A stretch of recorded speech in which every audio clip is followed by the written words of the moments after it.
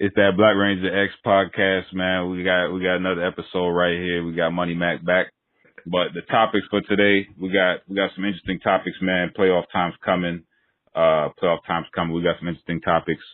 We got first up, we got our All NBA selections. He's gonna list his. I'm gonna list mine. You guys let us know in the comments which one was wrong, which one was right. We're also gonna talk about Magic Johnson leaving the Lakers, All NBA teams, and pick for most improved player. So, my man, what's your first team All NBA? My first team All NBA. First guard, Stephen Curry. I don't really think we should really go over that anymore. I disagree with that one, man. Whoa. I'm fucking with you, man. I'm messing with you, man. Second guard, James Harden. My pick for MVP. MVPs is always the first team. Okay. First forward, Paul George. Been an Okay. MVP candidate the whole year. Well, not basically the whole year. Okay. Fourth, I got my runner-up for the MVP, Giannis. And at the center, Joel Embiid. Oh, I got you. My first was literally the exact same. I was struggling with that number 3 man with Paul George and Kevin Durant. I didn't want to Paul George, Kevin Durant, Kawhi Leonard. I was struggling there, but I had to give respect to Paul George based off his MVP season before his shoulder injury when he went down and OKC slid down for a bit. But that's my first team as well. I got Steph, James, PG-13, Giannis, and Joel, the big guy. What's your second team, man? All right, second team, first guard. I'll just say both guards. I got Damian Lillard. And then I got Kemba Walker as the second guard. Yeah. I see we got the first difference right there just by that reaction. First guard spot, forward spot, I got Kevin Durant. Okay. Next, Kawhi Leonard. Okay. And at the center, I got Nikola Jokic. Okay. All right. Okay. That second list, we were very similar. I got Damian Lillard at the point. At the 2, I do not have Kemba Walker. I got Kyrie Irving. Number 3, I got Kawhi Leonard. The 4, I got Kevin Durant. And the 5, I got Jokic. But that Kemba Walker one, man, whew, that one caught me by surprise. That thing hit me from the weak side, man. What's your third team looking like? My third team, this is where I got Kyrie Irving at. Oh, the disrespect. Yeah. Disrespect? Nah, I don't think that's disrespectful. Oh, really man. Hey, that's how you know that boy loved in New York, man. That man got Kemba above Kyrie. Okay. At the second guard spot, I got Russell Westbrook. Okay. Then I got LeBron. All right. Blake Griffin. And then I got Karl Anthony Towns. Okay. All right. That's this list. It was so weird not putting Anthony Davis on one of these lists.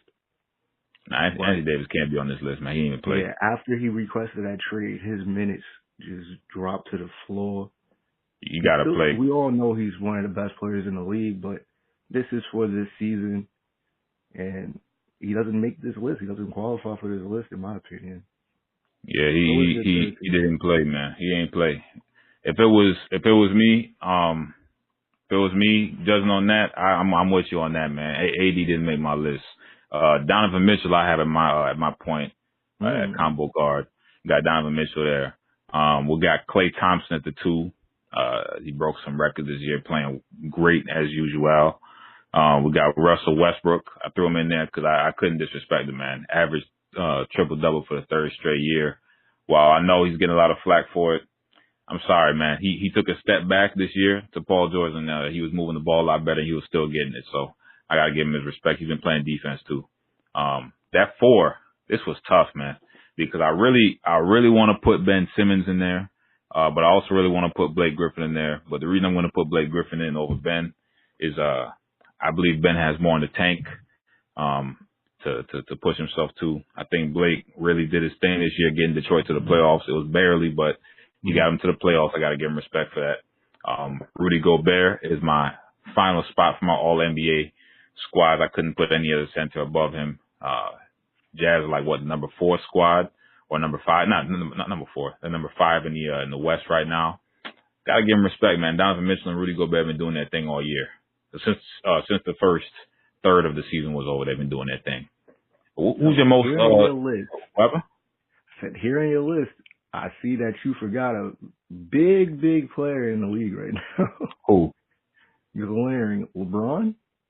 No LeBron? Oh, you. Hey, the fact that I asked you who, I didn't even know who the hell you were talking about, man.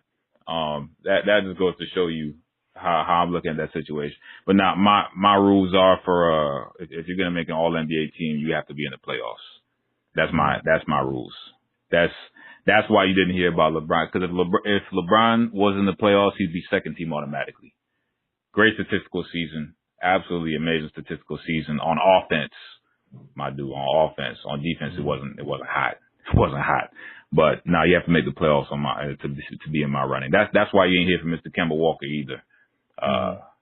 That man, all he had to do was get his team to the playoffs in the East.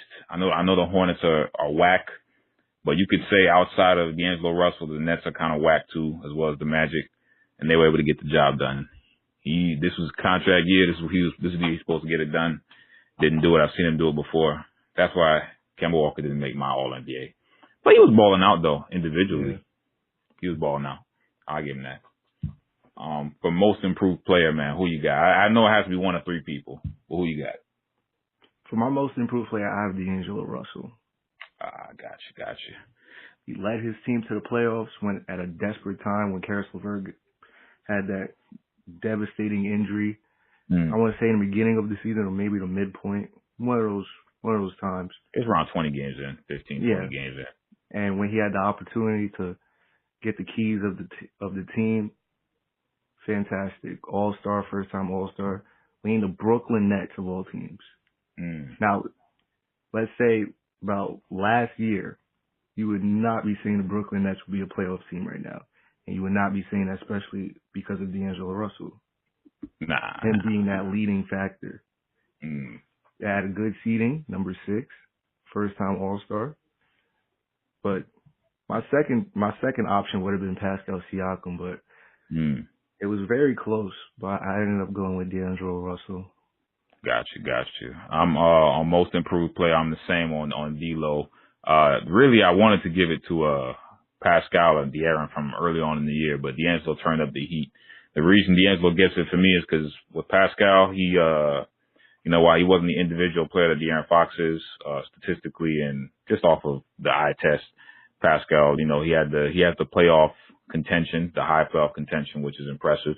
With De'Aaron Fox, he's got that individual status to him, but D'Angelo's got a mix of both of them.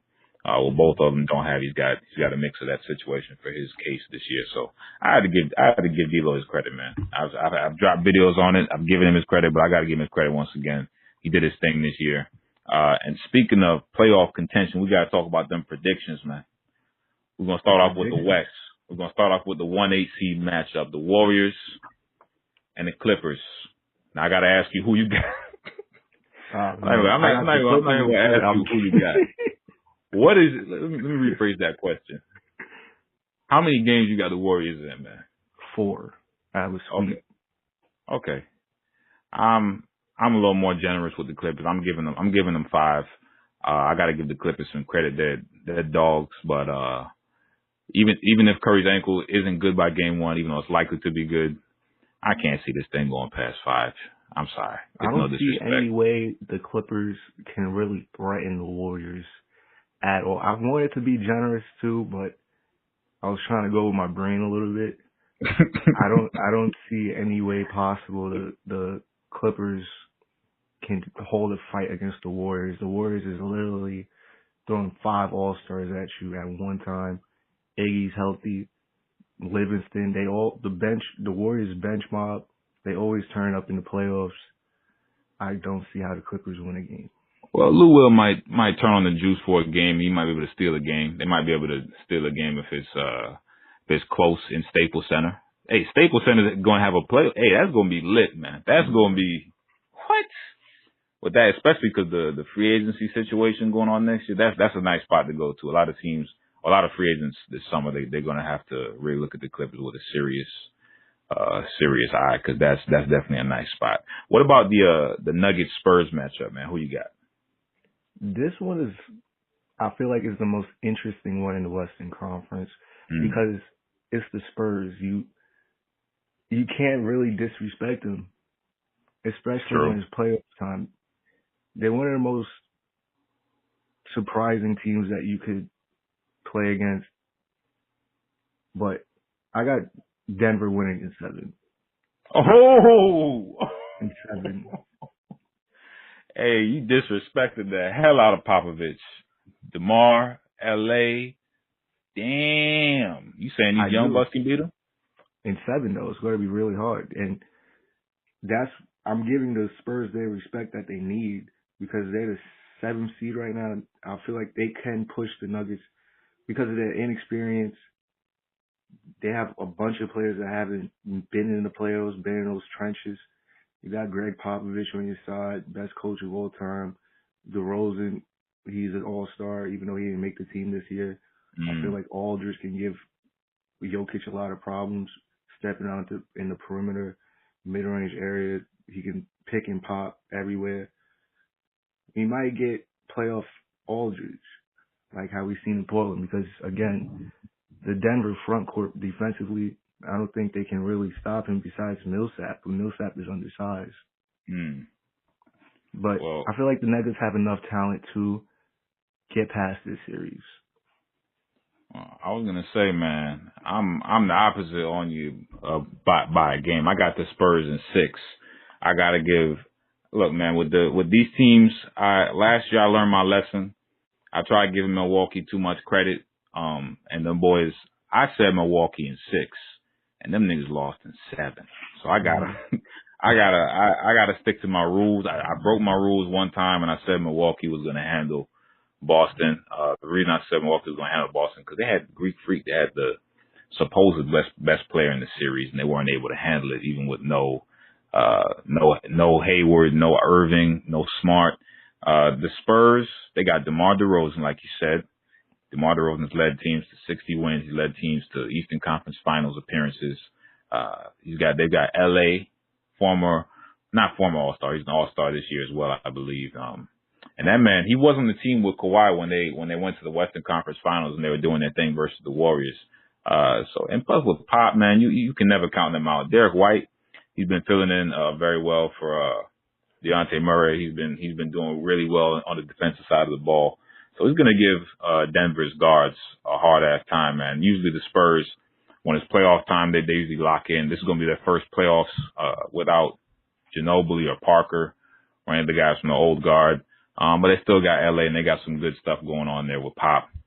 I can't see those young Nuggets beating them. I gotta see it to believe it. Once it happens, I'll definitely start giving them more credit, but it's gonna be an entertaining series nonetheless. That's gonna be a fun series. That's gonna be a grinded out team versus a damn not high flying, but high emotion offense. Mm-hmm. The Nuggets cut well. They give Jokic the ball at the post, or they have him at the top of the key, or they bring him up to the right past midcourt, man, half court, and he's surveying the floor, and he's just lasering them things through, man, to a cutter or to a 3-point shooter. And that's gonna be a fun series. A lot of depth on that team too. Monte Morris, Will Barton, Malik Beasley. Beasley's nice. Yeah, Plumlee, even though there's 1,000 of them, but they got the nice Plumlee. Beasley's nice. I give him credit though. Murray and the other cat, Gary Harris. Gary Harris is a funny looking dude, man. That dude, not like criticizing looks or anything like that.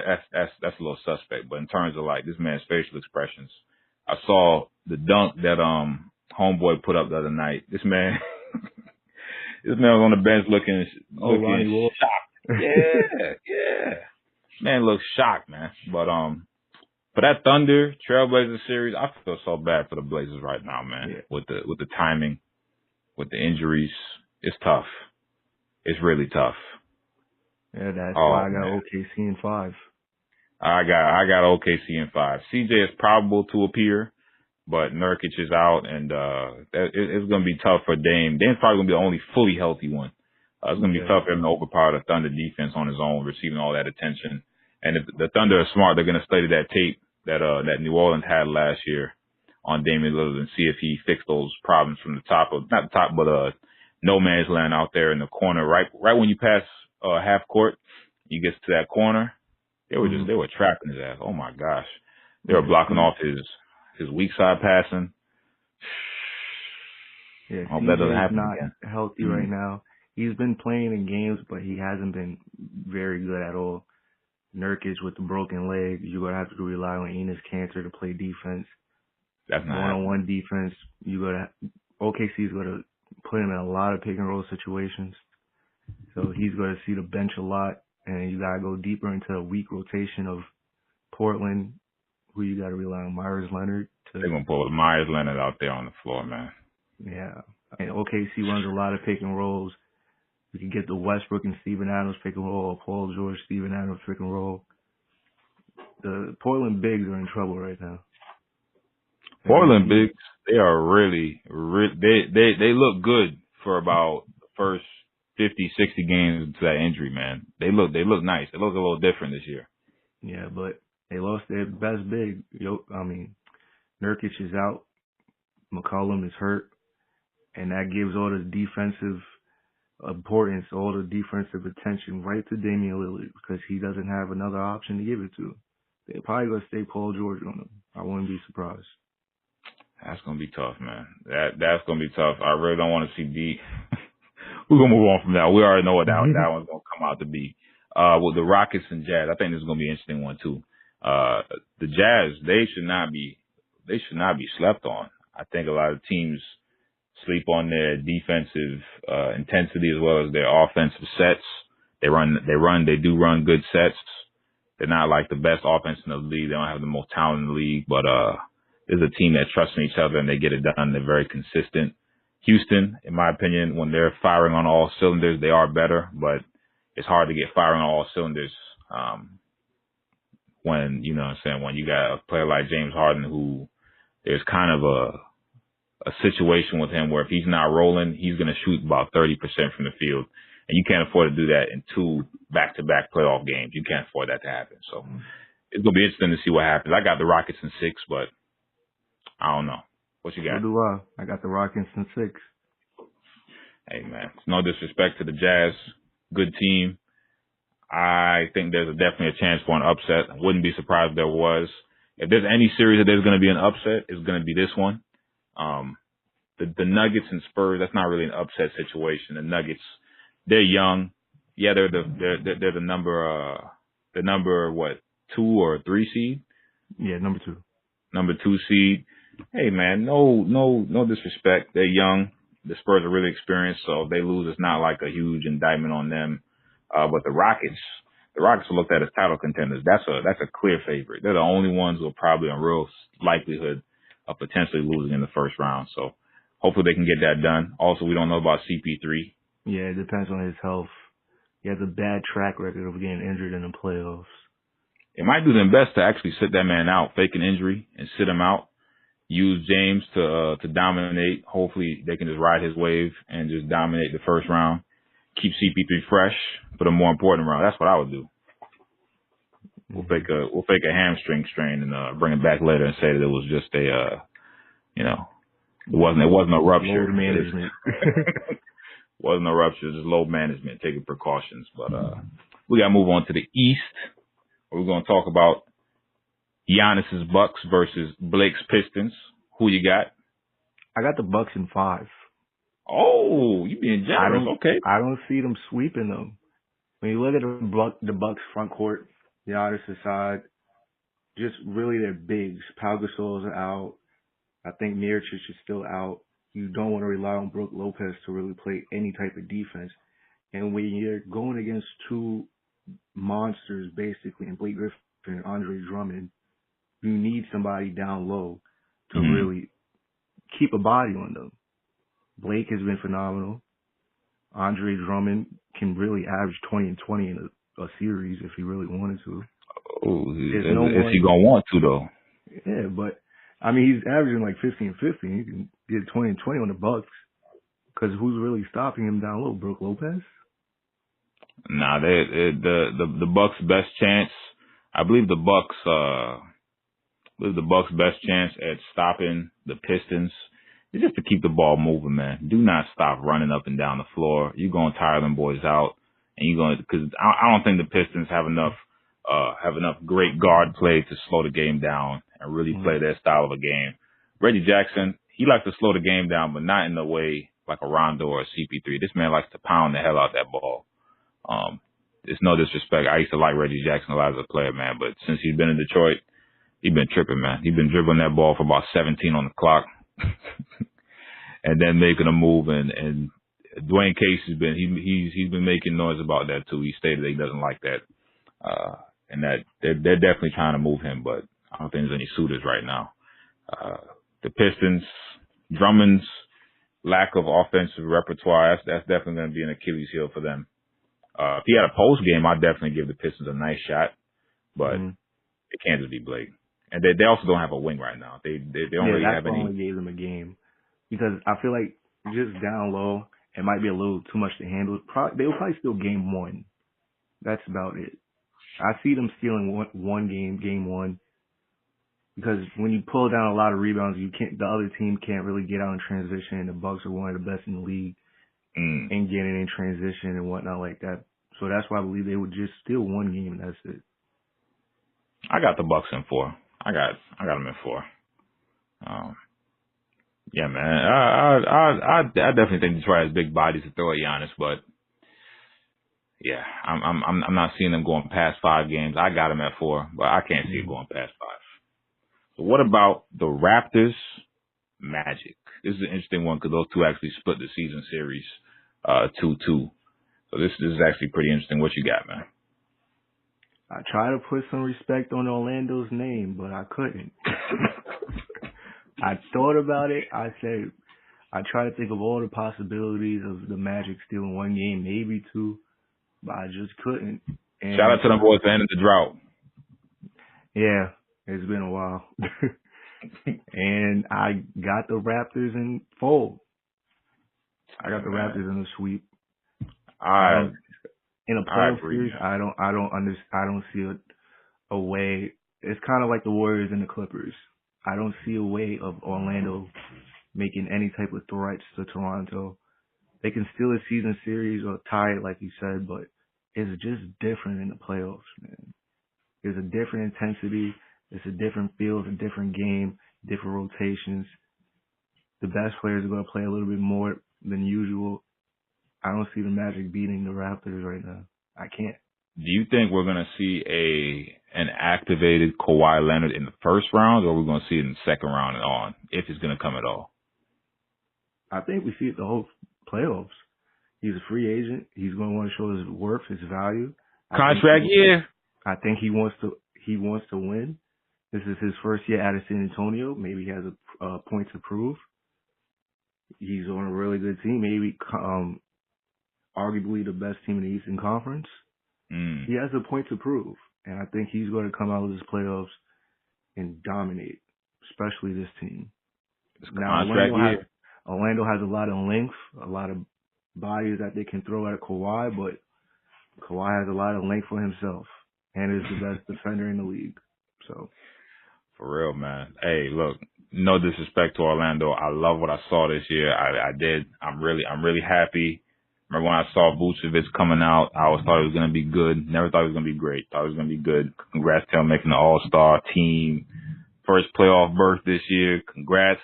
Nice to see them boys finally do something with that talent. As soon as they lose Hazonia, that's when they make the playoffs. That's crazy. But if your PGs is Michael Carter Williams and DJ Augustin, you're not winning a playoff game.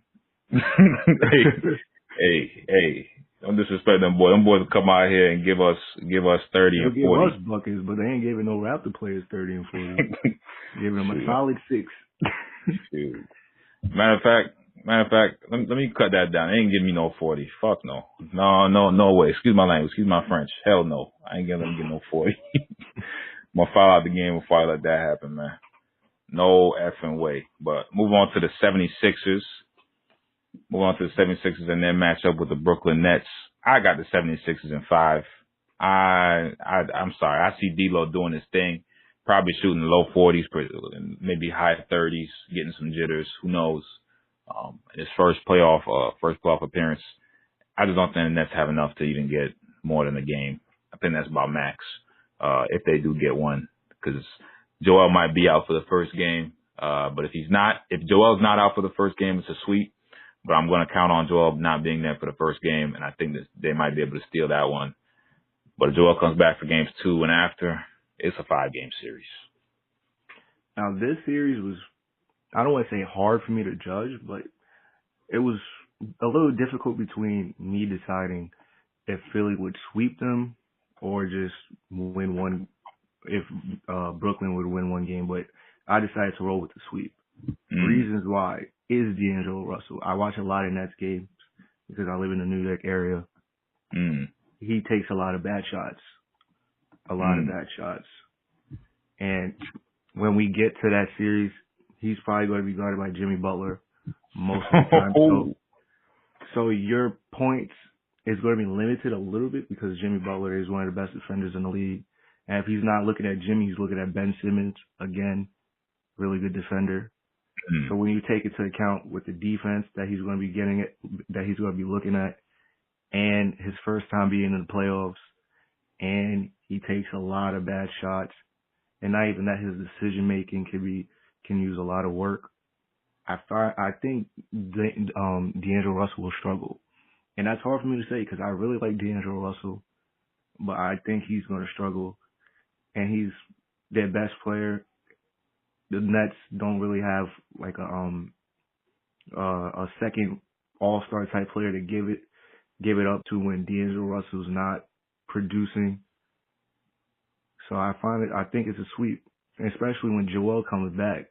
Jared Allen's a good defender, but he's a good weak side defender. He's not a good one-on-one defender. No, he's not a good one-on-one. He's good at cleaning that thing up off the glass if he sees it. Weak side, but Joel will dominate. Jimmy Butler always plays good against the Nets. That's true. That's true. Yeah, he had a couple clutch shots, game 1 or 2, I believe. Yeah, it's a sweep. Yeah, I'm about to say, man, that's most likely a sweep. I only gave them a possible game just because Joel might be gone for that first one, and who knows, the Sixers might not know how to play together for that first. I don't think that's going to be the case, but it could happen. With the Celtics, though, this is the one that I am solid on being 4. I'm solid on it being 4 because the Pacers aren't like the Nets. The Pacers are a very dependent team upon one another, which is great. But to get past a team as stacked as Boston, you at least have to have one player who has a transcendent like mind for the game or play style. Like we look at the old 04 Pistons and Chauncey Billups. Chauncey Billups went to like correct me if I'm wrong, but it was like 8 straight conference finals, including East and West. The man went with the Nuggets when he went over there to Denver to help Carmelo, and he was really their leader on offense, and he was coordinating the show. I'm like, if you don't have a player like that, when you play a team like with Kyrie Irving, with a coach like Brad Stevens, Brad Stevens called out from early in the season. He knew that there was going to be a lot of issues this year. He knew that there were going to be a lot of issues. I think he knew that. I think he was testing things out. I think the playoffs is going to be interesting. I don't have the Celtics beating the Raptors. I have the Celtics beating the Bucks. I have the Celtics potentially beating the Sixers. I don't have them beating the Raptors, but for this first series, I definitely have them moving past the Pacers. They just don't have Oladipo. Oladipo transforms them into a possible dark horse that could knock off any one of these squads.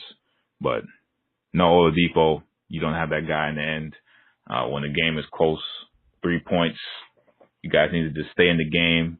No offense is flowing. You guys, it's been a 10-0 run from the other side. You need a bucket. We need somebody to stop somebody. We need to put the hammer down, lock somebody up for a possession, make a statement. They don't have that guy. There's no disrespect. Boston's going to handle that. They're just going to handle that, man. Yeah, but Boston's been one of the weirdest teams in the league. Their potential and their floor is just outrageous. They're one of the teams that can either win the finals or just lose in the first round. That's what I think. But I have the Celtics winning 6. Oh. Reasons why. I think the team effort, the team-oriented style will benefit and help the Pacers not win the series, but push it into 6 games, like I said. The Celtics don't have Marcus Smart. That's arguably their best playmaker, best defender, that hustle guy, that enforcer, if you would say. So the Celtics is losing that. You're going to have to start Jaylen Brown at the 2. He's not going to be coming off the bench anymore, so his shot attempts are going to be cut down even more. Maybe you put Gordon Hayward in the starting position. Again, his shot attempts will be cut in half. He's not going to have the ball as much. Again, the Celtics, I don't want to say they're a young team, but their key players are still young players. Jason Tatum is very young. Jaylen Brown is very young. They have playoff experience, but they don't have enough playoff experience. But the Celtics have Kyrie Irving. The Pacers don't have that. It's that simple, man. At the end of the day. It's that simple, but I want to put some respect on the Pacers' name. They've been balling this year, man. Yeah, their starting 5 is very solid, even though they don't have an all-star type player because of Oladipo being out. Very good bench. Sabonis, Turner, Bogdanovich has been good. That's probably their go-to scorer right now. Carlson is good. I wish I saw more out of Tyreke Evans. But, yeah, when they first signed Tyreke Evans, I thought, because he came off that, I don't want to say career year, but that resurgence year in Memphis, I thought he was going to be that great player coming off the bench for Oladipo. And when Oladipo got hurt, I thought he was going to be plugged in right into that role. He's not as good as Oladipo, but he does similar things as Oladipo. But Tyreke Evans has been struggling. I don't want to expect him to up his production after we've seen a whole season of him not being that good. But the two bigs, Sabonis and Turner, will make it interesting. Turner's a very, very good shot blocker. But again, all that being said, I got Boston in 6. No, that man putting some respect on the Pacers, man. I respect it because honestly, McMillan, he's a coach of the year candidate in my opinion. Definitely one of the top ones. Him, Budenholzer, Rivers. There's I mean, I wouldn't say Nurse because he kind of just filled in. But those 3 are really the coach of the year candidates, in my opinion. But when you think of it, when Oladipo got hurt, the Pacers barely slipped in those standings. Barely. I thought they was going to fall off the face of the earth. I thought it was going to be a free fall, my dude. I thought they was going to end up like the 7th seed, 6. They remained 4 or 3 for a long time. I think they're number 5 right now, right? I thought they finished at the 4th spot. I think Indiana has a home court advantage. Let me check right now. I say, man, no, you're right. They're at the 5th spot. Yeah, they're at the 5th spot, and they constantly for the entire season been either 4 or 3, so they didn't fall off the face of the earth. They're still one of the best teams in the Eastern Conference, but that fairy tale must end. Hey man, hey cats think, bro. You know, I never understand what cats when you call it out and you just say it how it is, or you say it how you really see it. You're not sugarcoating it. You're not making it sound nice for their favorite player. You're not putting the most respect and sprinkles on their favorite player's name, and you're calling it out. They swear you're a hater. I'm like, if he's 6'8", he's 6'8", bro. Stop, bro. Don't get embarrassed, my dude. Like it's not that serious, man. It's not that deep. Yeah, like, if I was biased to one of my favorite players, D'Angelo Russell is one of my favorite players in the league. But I'm not going to have the Nets beating the Sixers in 7. That's wild. That's wild, man. That's crazy. That's crazy. Yeah. That's honestly at that point you just talking out. You just putting out gas, man. You just blowing hot air. That's all you're doing. Let's say the Heat made the playoffs instead of the Magic. I got Wade taking down the I'm not going to say the Heat are going to advance and beat a team like the Bucks or the Raptors just because Dwayne Wade is my favorite player of all time. Heat in 5. Exactly. Nonsense like that. I'm like, bro, let the players do that. Yeah, I can support my player, but I'm not going to be overly biased for them. I mean, I'm not going to do something like that. You want to see a prime example of this? Go look at Damian Lillard and his confidence in himself. That man, the last 4 years, that man say Blazers in 6, Blazers in 5, all this stuff, and then boys get beaten in 5. I'm like, bro, let the players have the confidence. Let them talk like that. You can talk like that too, but don't get emotional when cats don't agree with you. don't get in the go in the comments talking about people's mothers and and how you don't know nothing about the game. You're a disgrace to the game. And they praise you and give you so much credit when you say something they agree with. That crap is wild, man. Like if you're a Clippers fan, you can root for your team, but don't tell me they're going to win and fall. Don't tell me they're going to beat the Warriors. I'm going to let you be. Y'all gonna win in 4 if y'all do that Zaza treatment on each of the Warriors starting 5. That's how y'all gonna win in 4. And some of the bench. And you got to make sure you clip. You got to make sure you at least clip Quinn Cook, because Quinn Cook can get rolling sometimes. And lock Steve Kerr in the room somewhere. For real, man. Bro, it's no disrespect. I feel like the Clippers next year there'll be such a power shift in the NBA. They're gonna be so good, man. They're gonna be so good. Them. Possibly the Knicks, possibly the Nets, but definitely the Clippers. I think the Clippers are going to get better regardless. They're going to sign at least 1 or 2 really, really good players. Guaranteed. They're a team that's up and coming for next year. It's not expected of them to really do much this year. They wasn't even expected to make the playoffs after trading Tobias Harris and Blake Griffin. I think Blake Griffin was last year, but this year, they wasn't even expected to stay in the playoff picture when they traded Tobias Harris. So if this Clippers spot right now should have been the Lakers. In all honesty, they got the wrong LA team here, but the Lakers have been so bad. The Clippers are here. The Lakers, man. But as a matter of fact, since you said that was a great segue. We got to talk about the final topic for today, which is the Magic Johnson situation. Now, that situation, I'm very curious in terms of his resigning. I'm very curious to hear your thoughts on it. I'm going to tell you my thoughts on it. I personally thought about it for a while. I've been thinking about this for months. I've been thinking that Magic has not been the face of the franchise for months. That's why in my recent videos about LeBron getting traded potentially and all that stuff, I wasn't really blaming Magic because I really don't think that he was the final say-so on that team. I think that Jeanie Buss only brought him in really to attract free agents. Now, he was never meant to actually be the guy in charge, because in an interview about a month ago, I saw that LeVar Ball, he just made it abundantly clear, man. He made it really clear that that Magic is not in charge of the Lakers, and he said that he's just the face. And he was trying to figure out who was really in charge.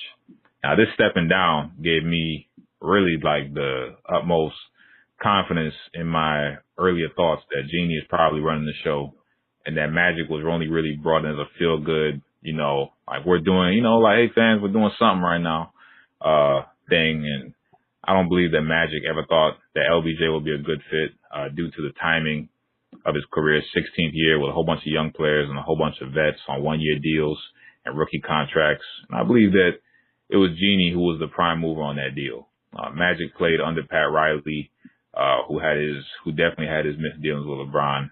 Played with Kareem, so he's played with great all-time players. He's seen them before and what it takes. He's won in college, won 5 championships, going to the finals under multiple head coaches. I'm pretty sure this man knows how to put together different ways to produce winning basketball. But I feel like he was hamstrung in that situation. I'm pretty sure he was just sick of his name being attached to to all the dysfunction that's going on currently. I think that situation is very similar to the Jay-Z situation where that motherfucker was acting like he owned the Nets. Mm-hmm. He owned like 0.333%. They gave you a little cut and told you, all right, here, go sit in the corner. We'll give you tickets to the games. Make sure you show up to the games. That's his job. Make sure you show up to the games. And they used him to bring all the African American population, and they used him as a prop. They used him as a freaking set of bait. That's what they used him as. And I feel like Magic figured that out. I feel like he definitely got tired of his name being attached to this nonsense. I think he probably thought that he was in charge going in, but then he realized quickly that that he's not really in charge. I don't know. What you think about it? Well, I was shocked when I read that off of Bleacher Report. That's something where you see a notification on your phone, you say it's Bleacher Report, you don't think none of it, then you actually read it and you go, whoa. It's almost like a Woj bomb. That's how I felt about it. But that man got a whole bomb named after that, man. That's crazy. But Magic, I never really thought he was that effective as a president, GM, whatever he was. I didn't think he did that good of a job anyway. You could say, oh, he saw LeBron though, but LeBron was going to come anyway. If you really look at it, where else was he going to go? Not Philly. Philly wasn't a good fit. He wasn't staying in Cleveland. He wasn't going back to Miami. LeBron barely came to LA for basketball reasons. He came for business and ventures. Look at the Space Jam movie that's coming out, which he can't even get another top star to do the movie with, but because the shoe deal stuff. Yeah. But even before LeBron trading D'Angelo Russell, basically for Lonzo Ball, you can put an asterisk on that and say that wasn't that good, but Lonzo is still a very young player, so we got to see how that pans out. But right now, it looks really bad. Trading right now, yeah. That's true. It looks really bad. You traded, people would say a bust. I don't think he's a bust, but you traded a below caliber point guard, and you gave away an all-star. That looks bad. Look at this season. You traded Zubac for Mike Muscala, who's been awful. Awful. Free agency, you signed LeBron. Everybody's happy. But what do you surround LeBron with? Michael Beasley, Lance Stevenson, or John Rondo. That last one didn't make no sense. That made no damn sense, that last one. He didn't put the correct personnel around LeBron. He wanted to start something new. Why would you want to start something new with a 34-year-old LeBron James who doesn't have a lot of time left in his prime? Well, let me ask you this.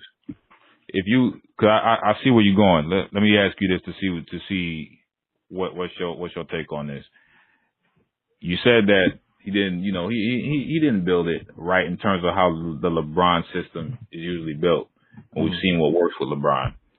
But what if, I'm not saying he did, but what if he probably saw the LeBron system, saw that yes, it works for the regular season, but that stuff's not going to work in the West, or it's not going to work in the deep playoffs versus the good teams out here. What if he tried to do something completely different? Do you think he tried to do something completely different just to test it out during this trial year? Or do you think that he really just had no competence whatsoever? I think it's all come down to ego. And this might be an original take from me. I don't know if anybody else said it, but when you look at the early interviews with Magic Johnson right after they signed LeBron, what did he say? Showtime is back. Showtime is back. It's an ego thing. He saw himself in LeBron, right? And I guess he wanted that confidence of saying, oh, Showtime is back. Showtime is back. We got the best player in the league at the time. But again, you can't have a big ego but not do your job correctly. You're not a player anymore. You got to get out of that mindset. If you really want to build Showtime, you wouldn't have built it with the likes of Michael Beasley, Lance Stevenson, and Rondo. You have a whole different Showtime. You got a Showtime of personalities. It's not producing on the basketball court. If you really wanted the best out of LeBron, you would do what every other team that he's won with has done. Shooters and two-way players, 3-and-D players, not other ball handlers. He said he wanted basically a team that is transition first. LeBron's 34 years old. Why do you want him on transition all the time? 7 years ago, this would have been a decent plan. 7 years ago. 7 years ago, yeah. LeBron's 34 with like 2 years or 3 years left in his prime. Why would you want that running gun style? And even when you do a style like that, you still need shooters. You relying on Rondo to make 3-point shots? You relying on Rondo? He's been splashing them this year for some reason. I don't know. He's been better, but it's still Rondo. I don't know why. On Lonzo Ball to make consistent 3-point shots for you. You're not gonna. I never expected the Lakers. I don't want to say it now because the season's over, and people's gonna be like, "Oh, you're just saying that just 'cause." But I didn't fully expect them to really make the playoffs. And when I said that at the beginning of the season, everybody thought I was crazy, I was stupid, I was bugging, and all of that. But I expected this to happen. I didn't expect LeBron to be injured or anything like that and miss significant time. But I still didn't the second best player is Kyle Kuzma in the Western Conference. Kyle Kuzma is a good young talent, but he's not the supporting piece that a LeBron James led team, a LeBron James championship level team that some people expected him to be. He can't be the second best player on that team. You need another superstar. Yeah, Kyle man. Kuzma is a good player, yeah. He's not a superstar. He's not even an all-star type level player right now. No. He's not. And the Western Conference is so loaded, I'm not trying to put blame on LeBron or anything. He does deserve some blame, but I don't want to put all the blame on LeBron. But the Western Conference, we've been knew it was jam-packed more than ever. The Western Conference right now is crazy. But and Magic Johnson knew this, and that's the talent that you signed. That's awful. I don't remember the free agency class of last year, but I'm pretty sure you could have got some players that fit the roles and the needs of a LeBron James-led team that you would need. So I was gonna say I definitely think that he didn't build this team. If he had the reins, I don't know if he had the full reins, but I'm gonna leave it at that since he was president of basketball operations, that he was in charge. I'm gonna say that he was. Dude, that's definitely on him. The ball handlers idea, that's a good idea. Maybe one or two, not the whole squad. I mean, like, he laced it up. Everybody was able to ball handle. I mean, you had homeboy Michael Beasley, you had Rondo, you had Lance Stevenson. I mean, JaVale. I mean, I know it's Ingram he needs the ball to basically be effective. Ingram, the last person last season, he was playing point guard. Lonzo needs the ball. Ingram needs the ball. Lance needs the ball. All these people need the ball to be effective, but you're forgetting that you have LeBron on your team who needs the ball too. It's not going to work out. Here's some players they could have gotten last year that probably would have been nice pickups. You had Nick Young, just won a championship the year before. Mm-hmm. I'm sure if he was a championship level player, you could definitely have turned him into something useful out there. You had Derek Williams. He's a good little hustle man. You had Channing Frye. You could have had spacing out there. Channing Frye, you could have signed him last year. He's a free agent. Patrick McCall, he would have been a decent pickup. Former champion, nice physical player. He can space the floor pretty well. He's all right. You know, he's not a knockdown out there. He can knock down a three. It's at a decent clip. I'm not going to list Alex Len. That man was. I have no respect for Alex that man. Len's been good this season. That's Atlanta. That's Atlanta, man. It's easy to be good when you on when you on a trash squad. He has a 3-point shot nowadays. Man, nobody checking for Alex Len, man. No disrespect.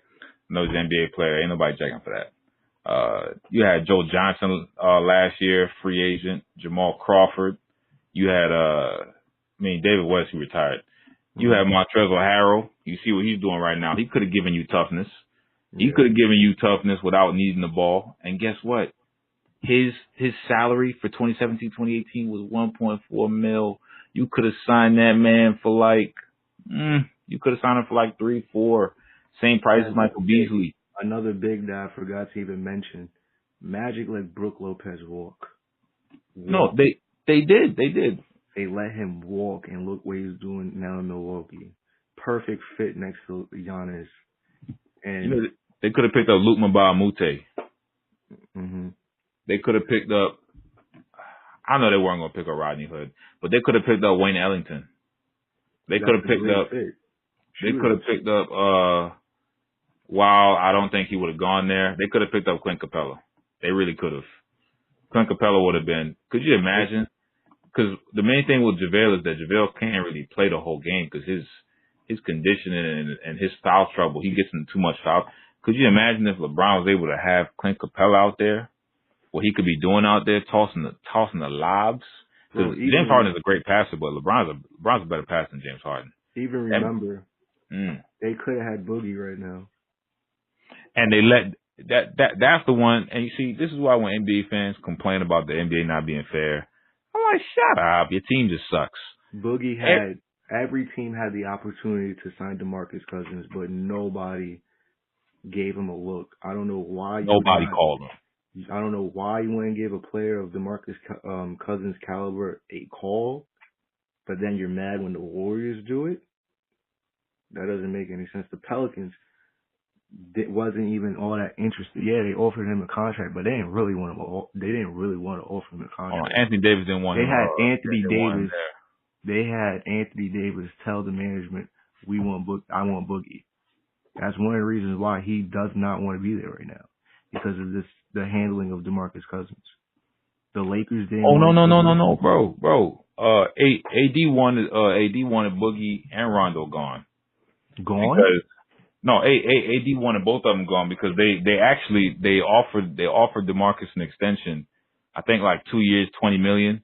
They offered him an extension, and AD pulled the plug on that. AD told him to take that off the table.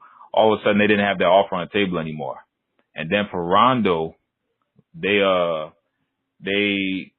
think about it, man, he's the best player on that team. This ain't 2004 anymore, 2002, where they don't do this. Nowadays, before you make a big move, you check with the best. If you have a superstar player on your team, you check with him first. There's not a single move that goes by in that organization that you didn't okay. They traded Rondo, not traded Rondo, but they did not bring back Rondo. They could have brought him back. They did not bring him back. They let him walk. I'm like, that was definitely AD not wanting that man back. AD. I've seen a report or an interview, one or the other, of Boogie basically saying that, on the lines of saying that because I'm not there no more, that's one of the reasons why AD doesn't want to be there anymore. Like, that's something I've seen. I don't know if it's true or not, but something to think about. I was gonna say that this man I guess he rejected the 2 years that 2 years, $20 million each year deal I told you about. I guess he rejected the 2 years thing, and this man.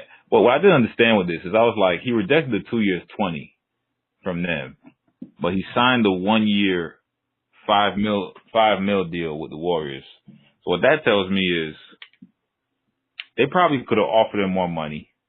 He wanted more money. I'm sure either they or Anthony Davis or a mixture of both of them decided not to give him all that money. And he went and he basically signed somewhere where he could go rehabilitate, get a ring, prove things to other teams, and then go back and go get the Supermax after that. Because he was expecting to get more money. That's why he felt, I don't want to say disrespected, but he just declined it and put it on the table at that moment, because in his head he thought he was going to get a bigger check. And then when he saw around the league, it's been 3 weeks, it's been a month, nobody called me yet. He took the only offer. He actually called the Warriors. The man, what didn't make any sense to me with that whole situation, I was like, so Los Angeles, did you guys think you were too good to call? I mean, look, I understand he has an attitude, but when you have a LeBron James on your team, that should be deaded. Dennis Rodman was given, after he left the Pistons, Dennis Rodman was going through such a spiral of attitudes and giving coaches headaches when he left the Pistons. And then when he got to the Bulls, all that nonsense calmed down. With the coach, number one, and with the player, number two, behind Michael Jordan, you can't do that kind of crap on a team like that, man. So if Boogie Cousins went to the Lakers behind LeBron James, as dominant as he is, if he can't handle that, I don't know why we rate this man so much, because I give him enough credit to think that he's going to handle that, and he's going to pull his man aside. He's going to say, all right, look, here's what we're going to do. This is our goal. This is what we look to accomplish. This is what we're not going to do. and this is what we're not going to do. And I would expect that he would be able to keep homeboy in check. But hey, man, cats love calling the Warriors soft, but the Warriors are able to keep him in check. Mm-hmm. With little old Draymond. Draymond's like 6'6". Draymond's able to keep that man in check. Come on, man. Yeah. They got to stop throwing disrespect on the Warriors. The Warriors name. I'm like, you guys, all your favorite squads could have had this man. He signed there for $5 million. So that means your team could have had him for at least 10 to 15. Easy. If your team offered him 10 to 15, 1 year, all right, we're going to rehabilitate you. We got a shot to go to the finals this year. The Raptors, they could have offered him that. The Celtics could have offered him that. Milwaukee, everybody. Man, and that's cool if you didn't want to take a chance, but don't complain and say that the league is so unfair. I understand why you wouldn't want to go after him. In the locker room, he's a potential bomb in the locker room. I'm not saying he's guaranteed potential, but don't complain when he signs with the best team in the league. Don't do that. Blame your squad, man. Blame your team. I'm like, you guys can't. This dude's phone can't not ring, and then when he calls the best team in the world, and he goes there, you guys say, "Oh, it's not fair. It's so unfair." What? Nah, nigga, it don't work like that. Mm-hmm. The guy who's so good that he makes everything unfair, you don't leave him for last pickings when you call in teams. Because you don't want to wait for him to be healthy. That don't make no damn sense, man. In my head, I already knew like he was going to. That injury is a really bad injury, but it depends on your playing style. If you rely on a bunch of athleticism to get the bulk of your scoring or Kobe, athleticism Isaiah, for defensive purposes, yeah, your career is going to take a hit. But Cousins was really never the type of player to rely on his athleticism. He's a skill-based player. He's a below-the-rim player. Yeah, he can get up and dunk it once in a while, but that was never really his specialty. That wasn't his main source of offense. He's a skill-based player. Post-ups, bully ball, pick and roll, pick and pops, spot up, three-point shots, catch and shoots. Like, that's his game. A torn Achilles is not going to hamper your game that much. He might not run as fast, but he was never running fast anyway. Never. Doesn't jump as high, didn't jump high anyway. Never. Probably the same player. Depends on free agency. Wait a whole other summer to get his body right, get in better shape. He might be the same player. That's a dang shame, man. That's a dang. Hey. You know what? You know what's funny about that Davis? I remember I read it last year, but I just forgot all the details. I just looked up the article on it and him the Round situation. It says sources close to Anthony Davis have confirmed to me that he was neither aware nor consulted on the progress or the deterioration of contract talks between the Pelicans and Rajon Rondo, and that he wasn't pleased. The reason I didn't believe this is because I said, man, that don't make no sense. And it matches his behavior thus far, where he tries to act like he's a good guy and that he had no dirty hands and all this, you know, with that whole Lucas trade situation and all this stuff. He tried to be the good guy. And it was finally to show his true colors. He was so ashamed to do it, didn't really want to do it full-fledged. Like, this all matches, man. I'm like, how you going to act like you didn't know about the Rondo contract thing, man? I'm like, so this man Rondo didn't tell you that he's most likely looking at coming back to the squad? You're the best player. You think he didn't talk to you about it a little bit? You tell me management is a thing to you, the best player who they're building around? You guys won your first playoff series and, like, your whole era there? You tell me, come on, man. Stop it. Mm-hmm. Yeah, I never thought his personality was like that. Like, we really don't know these players. We don't know these players, but judging from afar, nobody really knew that Anthony Davis was like that. He's showing a little bit of LeBron in him so far. Oh, you mean like the quiet, you know? Yeah, like say one thing, do another. Hey, that's cool, man. Because the way I see it, I'm like, man, as long as you understand what you're doing, I'm cool. Just don't act silly later when these things come back up, and it's kind of hard for you to get people to come play with you, or it's kind of hard for you to get out of certain situations. Just don't act surprised, man. Yeah, and shoot, I'll root for you to keep burning bridges, bro. I respect it. If that's who you are and you're being true to yourself, I can respect it. But that's not. You think he ends up in LA this offseason? I don't think the Pelicans are that dumb to trade for anything LA's got, because all they'll be doing is picking right up where LA left off, and that obviously wasn't working. Yeah. You got me. I think if they was going to make that trade, he would be on the Lakers by now. The Lakers literally offered their entire team to the Pelicans. They said everything but LeBron. I don't know if it was out of spite or anything of that nature, but that trade didn't happen. I don't think he ends up in LA. He probably finds himself in Boston this whole season. But only if Kyrie was to resign. If he doesn't resign, I don't see him going to Boston. I don't see him going to LA. I don't know where he would end up. It might be a wild trade that you don't even expect. Kind of like when Paul George got traded to OKC. Nobody saw that coming. We all thought he was headed to LA too. You might see AD on like the Pacers. Oh, that would be wild.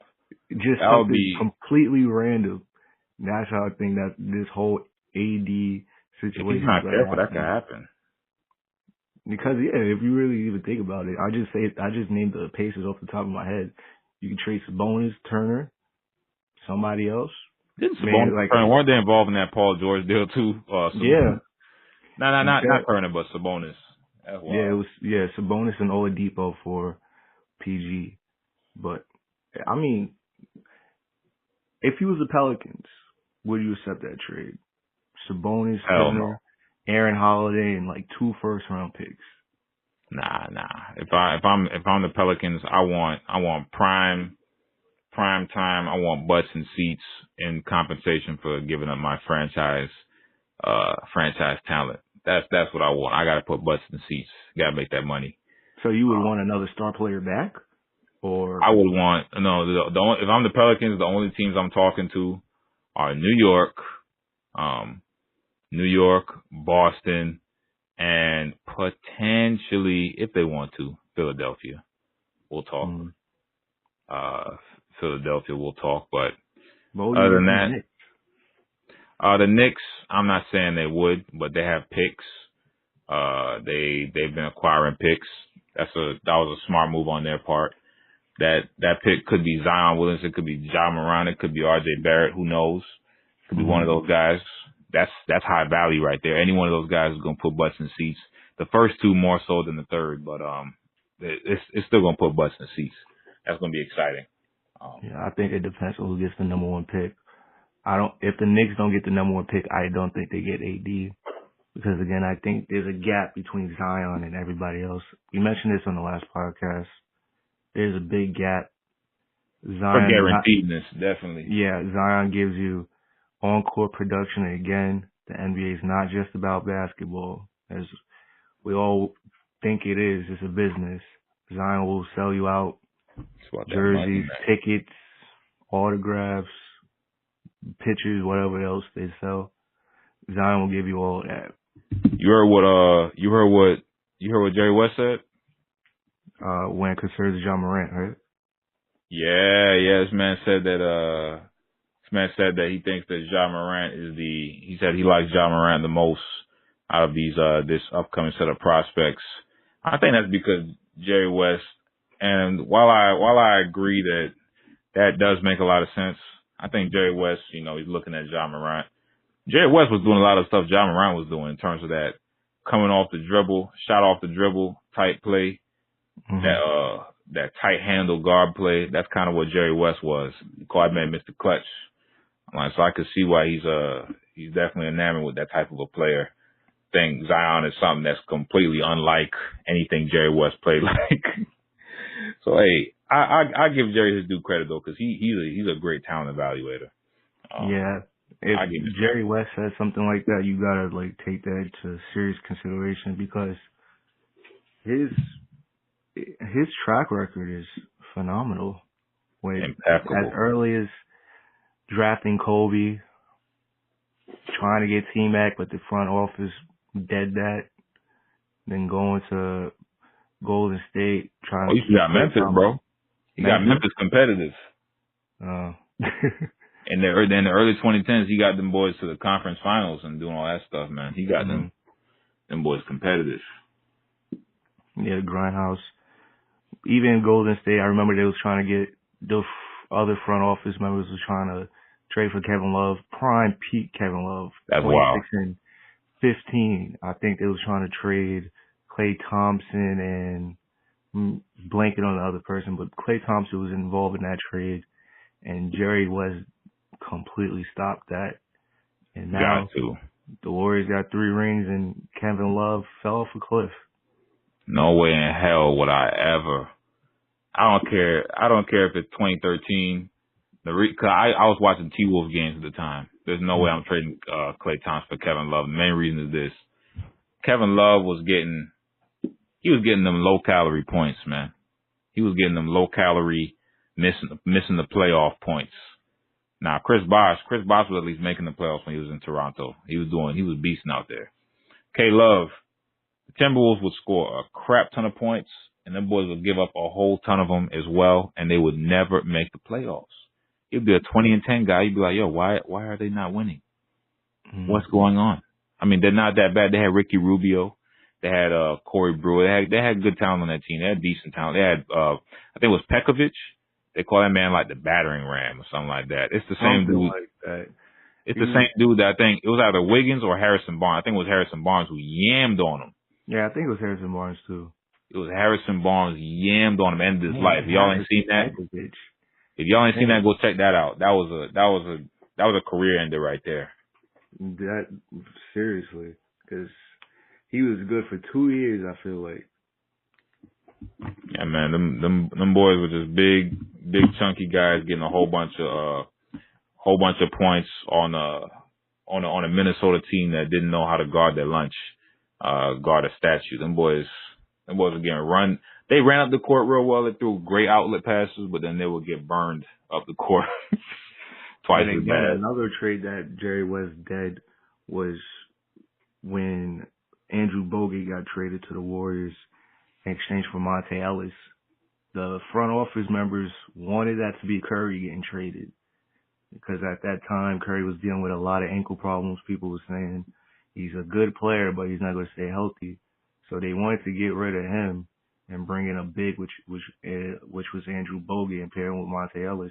Never keep Monte Ellis over Steph Curry. That's wild. Even back then, that's wild. But the Warriors could have been looking way different right now if Jerry West wasn't there. Bro, that man has such a great understanding of the game, and it's a damn shame that these people do not realize that the Clippers have that man not at their disposal, but that is a weapon in their arsenal. Whew. Whew. My gosh. Clippers are dangerous, man. The Clippers are dangerous. Their owner is ready to spend money. They got one of the greatest basketball minds, period. Creator of 2 dynasties, just from the front office alone. Mm-hmm. Creator of 2 dynasties, won a really good team in Memphis for a couple years. I mean, dang, man, that's scary. Because they got the resources. The Clippers have the resources to do what they need to do. This is going to be scary, man. This is going to be scary. They got the free agent attraction, Los Angeles, Staples Center. They don't have the history like the Lakers, but you can create the history. Exactly, and they have everything else. They literally play in the same building. I'm gonna say, man, I think the LA thing. I think people are getting tired of. I think people are realizing, especially players, that you don't need to be at LA or at Boston to make a name for yourself. You don't have to carry along the baton for other players. You can go anywhere else and go create your own avenue. Because if you're making $30 million in LA and you're making $30 million in Milwaukee, you're going to be living in a very nice place regardless. You're not going to be living in those slums. It's not like you're going to be struggling. You still going to get endorsements. The LA scene, though, I know a lot of players like it. They already have houses out there. I know expensive houses. I'll tell you that. Expensive taxes out there, out the wazoo. It's 30 million is different in Milwaukee and LA now. 30 mil in Texas versus 30 mil in New York. Oh my God. It's crazy over here. Especially around MSG. Oh my God. And those cats, they like to live in the penthouse too. They don't like to have to drive in from Mount Vernon, or they don't like to drive in from Kissimmee. They don't like doing that, man. They like rolling out of bed, driving about 10 minutes, parking right up, going right up to the practice arena and doing their thing. You know what I'm saying? They don't like taking their time. I understand that. But that shit costs, man. I think Carmelo's penthouse or something like that was like 17 mil, something ridiculous. But and again, I don't think these big free agent markets will be a factor in free agent destinations sooner rather than later because of the rise of social media. You don't need to play, like you said, New York, LA, Boston. You don't need to play in those areas to get your name out there. Like, you can literally go on your phone and watch every single game. And man, Giannis is a sponsor. Well, not sponsored, but he's getting sponsored by Metro PCS. Wild. Giannis has one of the hardest names to pronounce. He plays in Milwaukee. This man. And he's one of the most recognizable players in the NBA. That tells you a lot. No disrespect to him. I love him as a player. If you think about it, he's actually one of the most unrelatable players in the league. Nobody from America has a similar story to this man, unless you want to go the coming up from a hard times route. Outside of that, this man's name, like you said, is completely unlike ours. This man, who else really has brothers and sisters, or I think he just has brothers that are huge as hell like him? I mean, huge. Who else are your brothers and sisters excelling at the same thing you do the same way these guys are? This man is out here. His story is he's so unrelatable. Like LeBron, you could see that and you'd be like, damn, that's such an inspirational story. It was just him by himself. Or these other guys, they have different stories. They were the youngest or whatever. It's kind of relatable. It comes from America. This man is a Nigerian-born Greek. Not Nigerian-born, but Nigerian, background. Yeah. In terms of his history. That is wild. That is wild in terms of his differentiation and the fact that he's still getting his on social media and all that stuff. That just shows you, man. Like you said, that just goes to show you. You don't need these boys like that. You don't need New York. You can go do it in Brooklyn. You can go do it in Miami, Orlando. You go look at Shaq. Just look at Shaq in Orlando. What? And that was before social media. Nah, man, you can blow up. You can blow up. You don't need to. You can blow up. And look at the GOAT, Michael Jordan. I don't want to say it's not a big market or anything, but it's not on the levels of New York, LA. You can even say just the Florida teams. We can agree that Florida is a bigger market than Chicago, right? That's yeah. Because the tax. So when you talk about big markets, Chicago's like on the lower tier. The Michael Jordan changed. I don't want to say the world because that's corny, but you get the idea. Niggas swear Jordan cured cancer. This man was the savior for everything. It's like, okay, all right, man. You need to go talk to your dad or something. You can go talk to somebody, father figure or something. Niggas out here bugging. I'm sorry, man. Them boys, hey, Jordan jockers, they probably the worst fans out here, man. This is the last thing probably got to touch on is like, which of the haters, like the hater fan bases or the fan bases are the worst, man, in terms of the Kobe fanboys, the LeBron fanboys, and the Jordan jockers. Me personally, I think the worst out of all of them have to be between the Kobe and the LeBrons. Because the Jordan ones, at least most of the time they use facts, they talk a little crazy. They sometimes start talking about this man Jordan like he was a demigod or something. But they definitely, with Kobe and LeBron, they fabricate so much stuff. They be like, oh, he was playing against triple teams every night, shooting a three, blindfolded, left hand, all the time. And if he had even half the open looks Michael Jordan had, he would have shot 57% from the field. Or LeBron, he's so big, so fast, so strong, this and that. He could have beaten all the teams Jordan beat. If LeBron had more help, blah, blah, blah, blah, blah. Mm-hmm. They go super hard for them boys. I'm sorry. I think the worst is the Jordan ones, to be honest. Because they're really bad. When people talk about Jordan, man, like you said, it's like if he was a god or something. I heard people say if he was playing in today's era, the soft era, quote unquote, he would average like 55. Nobody's averaging 55 in this modern era. We don't have another Wilt Chamberlain coming out. You ain't got the energy, bro. It's not possible. Or everybody should agree that Michael Jordan is the greatest player of all time, but you don't have to put a huge gap. The gap size of, I don't want to say teeth or anything. I don't want to offend anybody. A planet. Yeah, we'll say a planet. We don't want to put that big of a gap, even though Michael Jordan was the greatest player of all time. I'd be like, if that's the case, this nigga should be perfect. No losses, bro. He's that damn good. Come on, man. But it's just so annoying to me to always listen to other media outlets like ESPN, whatever Skip Bayless show is called. I don't even remember right now. Oh, Undisputed? Undisputed. Like, we're talking about somebody that played about 20 years ago. We should get over it by now. Maybe longer than 20 years, 25. Longer than, older than me, basically. And we should be focusing on the talents of today, not somebody that played 25 years ago. It's annoying to me. Or the constant, who's the GOAT, MJ or LeBron. Like, why does Jordan have to be in every single conversation? That one of the reasons why I don't even listen to ESPN anymore. LeBron is in every single topic. Mind you, their team got eliminated from the playoffs a week and some change ago. They have 7 topics per show about LeBron James.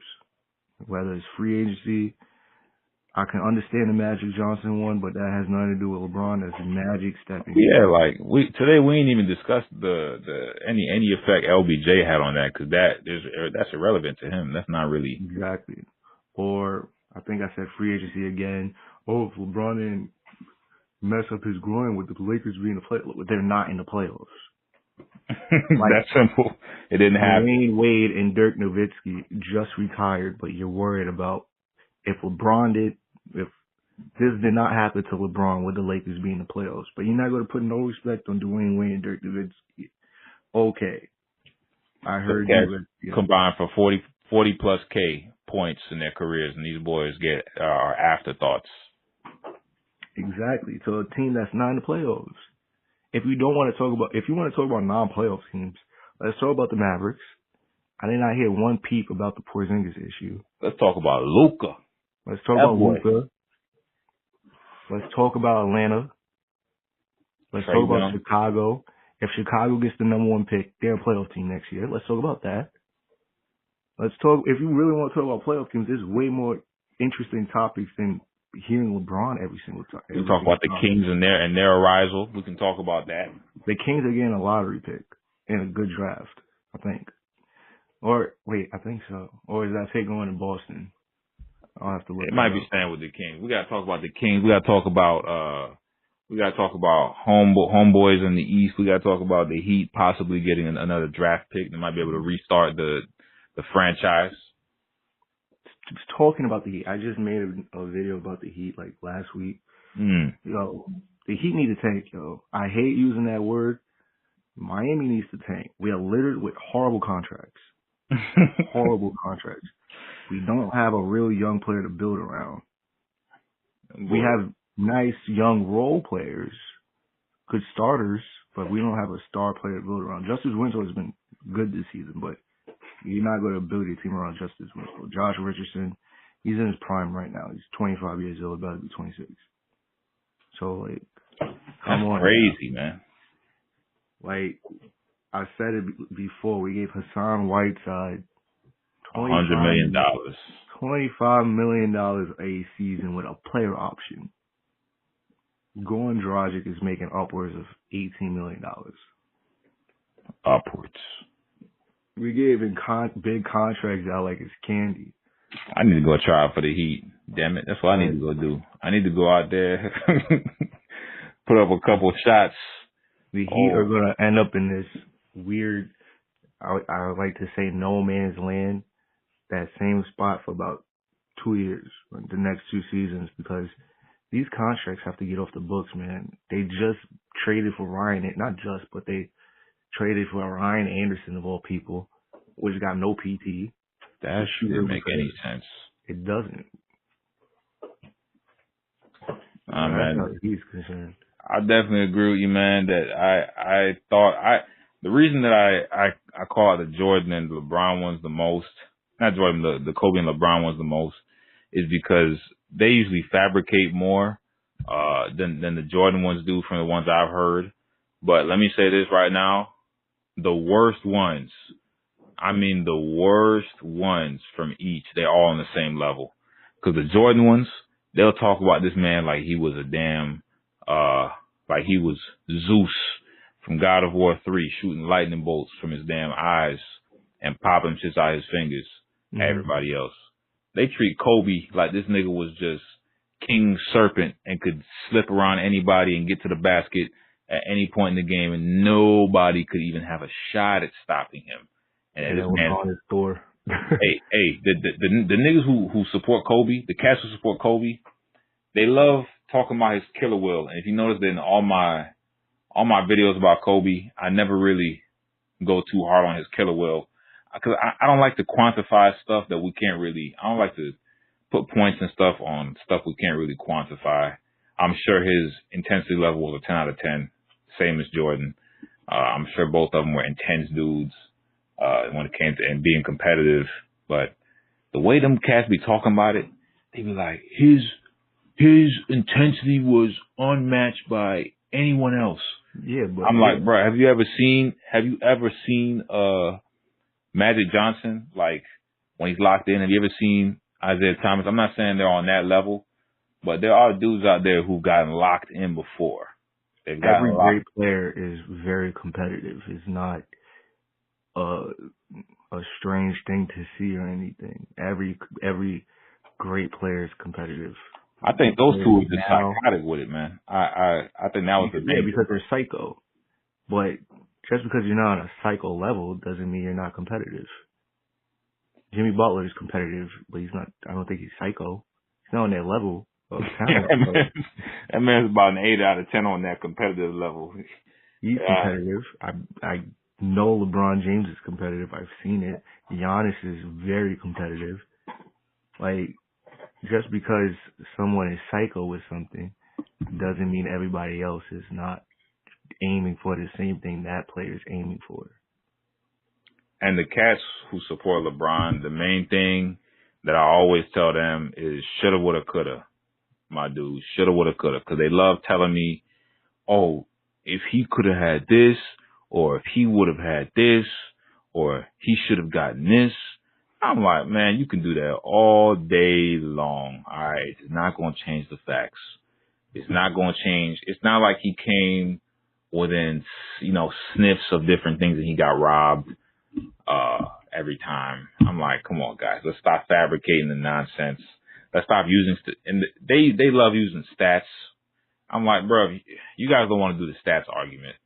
Because if you do the stats argument, there are quite a few players who trump LeBron. We can go to Shaq route. We can go Shaq's dominant numbers. We can go to Wilt route. We can go to Oscar Robertson route. We can go the Magic Johnson route, the Larry Bird route, even the Kevin Durant route. Super efficient. I'm like, y'all don't want to do that numbers game because the numbers game does not favor. In fact, Russell Westbrook, we can do the numbers game too. for that route, I'm like, y'all don't want to do that, man. There's more to gain than just numbers. The LeBron fanboys, I think they're easily checkable. They're very emotional, yes. But I've noticed that the Kobe ones, man, they get rabid. They get pretty rabid. The Jordan ones don't take no for an answer. I mean, like, bro, we get it. Jordan was the GOAT, but you can't say there was a mile between him and Kareem. You can't say that. You can't say there was a mile between him and Bill Russell. There wasn't a mile in between them. Mm-hmm. There might be a considerable difference, but when you say it wasn't even close. Oh yeah? When you say it's not even close, that's like comparing somebody like, let me look at the playoff list. Somebody like C.J. McCollum and Kobe Bryant. That's a mile. That's a mile. That's a mile. But when you're comparing so many all-time great players, you can't say Kobe Bryant was better than Larry Bird by a mile. Because it's not true. Silly. That's silly. Not true. You can't or say vice Kareem, versa. Yeah. Or you can't say Kareem was better than someone like a Shaq by a mile. Because again, that's not true. Because when you say someone's better than somebody else by a mile, I like to put it on a 5-on-5. That means one player is absolutely dominating the other player. You can picture, let's use Kobe and C.J. McCollum. You can picture Kobe absolutely torching C.J. McCollum. You can all picture that. But it's going to be hard to picture Kobe torching a prime LeBron. Could happen. It's hard to think about, though. It's tough to envision. I don't think people, and you know what? I really think people sleep on LeBron about this. I saw LeBron's prime in Cleveland in terms of his athletic prime. I saw his real prime in Miami, and I've seen his whole career. My Lord, that man was a force to be reckoned with physically. I'm like, let us not. I've never thought he uses his defensive, his abilities to the best of his capabilities to be the best defender. But look, man, we're not just going to disrespect guys. In all my comparisons, I've never said nothing like, "Oh, Kobe will wipe the floor with LeBron." I'm like, I think Kobe's better, but LeBron could pass him. And if you think LeBron's better, you can say that too. But just let's not say that one would. It's like the niggas might come in the comments. They'll say stuff like, "Oh, he would kill him," or "He would murder him." I'm like, do I think Jordan could beat LeBron by solid 7 to 15 points in a 1-on-1? I'd say so. But to say it'd be a 21-zip shutout, 21-2, I don't think that's just disrespectful, man. It is. Come on, that's just. It is. I can't think of Jordan's peak year off the top of my head because I'm not. Probably around 91, 92. Yeah, I'm not that familiar. I'm familiar with it, but I'm not that familiar with it. Maybe 93. Maybe 93. I was born in 99. I can't be that familiar with something. It's like some people try to throw the 50s at me. Like, I respect it, but I don't really care about it like that. You know what I mean? I can respect it, but I'm not going to be like, oh, I'm not going to think of one-on-ones. Oh, you know, Bob Cousy. George Mikan and. Yeah, Bob Cousy would probably beat Steph Curry. I'm not doing that. George Mikan versus Shaq. That's a good match. I'm not thinking of no George Mikan. But you said 91 would probably be Jordan's peak year. LeBron's peak year is 2013, maybe 2012.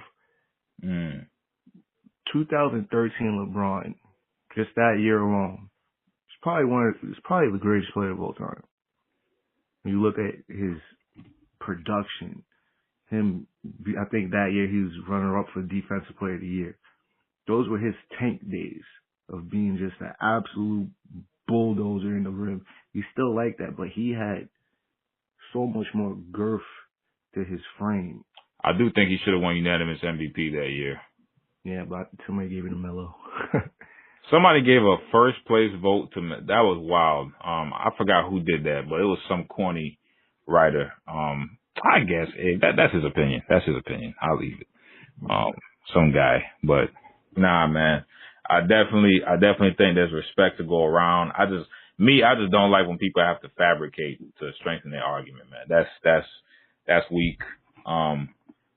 Like cats who want to bring up Jordan's losses, saying he used to get whipped. Let's not act like, you know, he had help before Scotty got there. And when Scotty got there for like 3 years, he was average to below average as a player.